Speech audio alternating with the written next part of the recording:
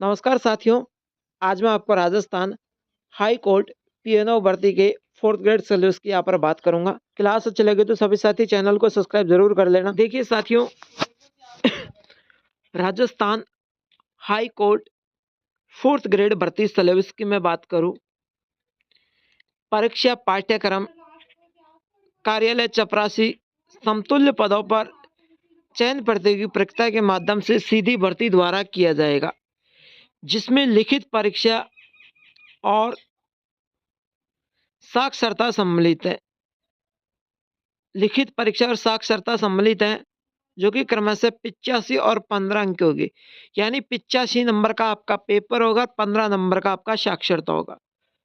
सामान्य लिखित परीक्षा 2 घंटे की अवधि होगी, 2 घंटे का आपका पेपर होगा, जिसमें मैट्रिकुलेशन मानक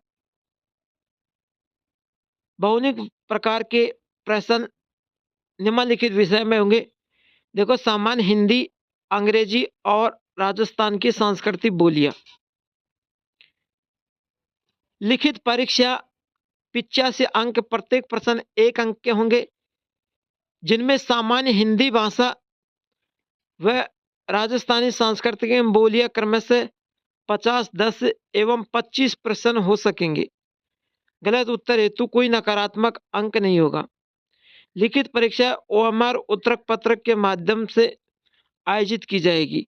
लिखित परीक्षा प्राप्त अंकों के आधार पर कुल रिक्तियों वर्गवार के 3 गुना अभ्यर्थियों को साक्षरता के लिए बुलाया जाएगा। कितने गुना? लिखित परीक्षा के बाद 3 गुना साक्षरता के लिए बुलाया जाएगा। आप ध्यान से सुनना। साक्षरता हेतु अर्हता प्राप्त करने के लिए अनुसूचित जाति एवं अनुसूचित जनजाति वर्ग, दिव्यांग अभ्यर्थी, भूतपूर्व सैनिकों को लिखित परीक्षा में न्यूनतम 34 अंक, अन्य सभी श्रेणी अभ्यर्थियों को न्यूनतम 38 अंक प्राप्त करने होंगे।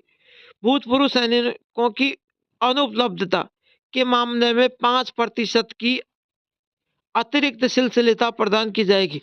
यानी भूतपूर्व सैनिक यहाँ पर नहीं होंगे तो आपको 5% अधिक अंक दिए जाएंगे। लिखित परीक्षा में समान अंक हासिल करने वाले अभ्यर्थियों के मामले में आयु में बड़े अभ्यर्थियों को साक्षरता के लिए बुलाया जाएगा। किसमें?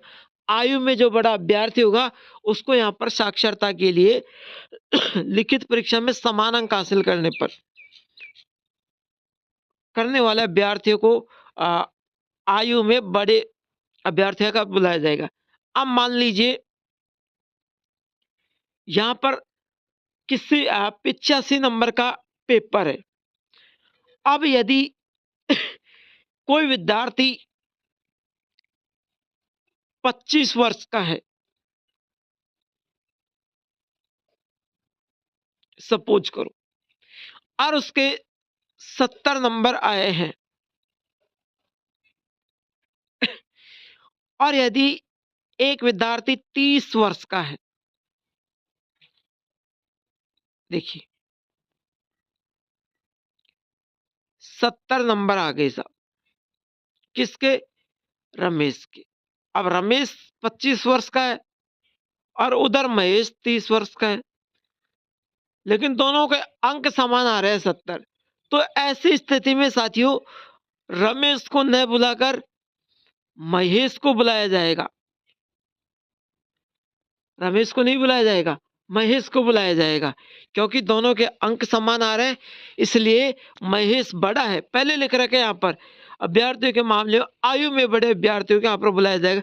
रमेश को नहीं बुलाकर महेश को यहाँ पर बुलाया जाएगा। ठीक है।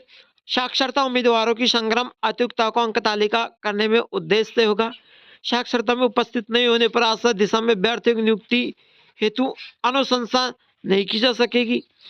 आगे देखिए, चयन हेतु आहत करने के लिए अनुसूचित जाति, अनुसूचित जनजाति, दिव्यांग, भूतपूर्व सैनिक के कुल अंक लिखित परीक्षा में साक्षरता न्यूनतम 40 अंक, अन्य श्रेणी के 45 अंक प्राप्त करने होंगे। भूतपूर्व सैनिकों की अनुपलब्धता मामले में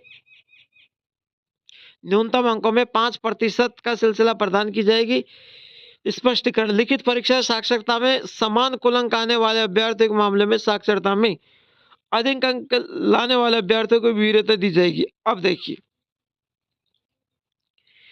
यहां पर एक अलग मैटर, ऊपर तो क्या था, लिखित परीक्षा में समान अंक आ गए तो दोनों को जिसके ज्यादा होंगे उसको साक्षरता में बुलाया जाएगा। अब यहां पर क्या मैटर है उसको पढ़ ले। लिखित परीक्षा और साक्षरता में समान कुल अंक लाने वाले अभ्यर्थियों के मामले में साक्षरता में अधिक अंक लाने वाले अभ्यर्थियों को वरीयता दी जाएगी। अब जैसे लिखित परीक्षा में और साक्षरता में समान कुल अंक लाने वाले अभ्यर्थियों को, जैसे मान लीजिए लिखित परीक्षा का और साक्षरता का दोनों का कुल योग 45 बैठ रहा है, ओ सॉरी, दोनों का कुल योग मान लीजिए आपका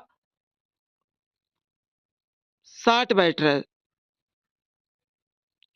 अब इधर को वही रमेश के भी इतने ही है और महेश के भी इतने ही है, लेकिन साथियों यहां पर क्या होगा, साक्षरता में किसके ज्यादा है, महेश के, क्योंकि महेश के साक्षरता में 12 नंबर है और रमेश के साक्षरता में 10 नंबर है, तो नंबर महेश का ही आएगा भैया, रमेश का नहीं आएगा।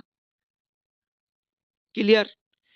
आवेदन हेतु संबंधित दिशा निर्देश, कोई भी आवेदक जिसकी श्रेणी में आवेदन करने का पात्र है वह उसी श्रेणी में आवेदन करे।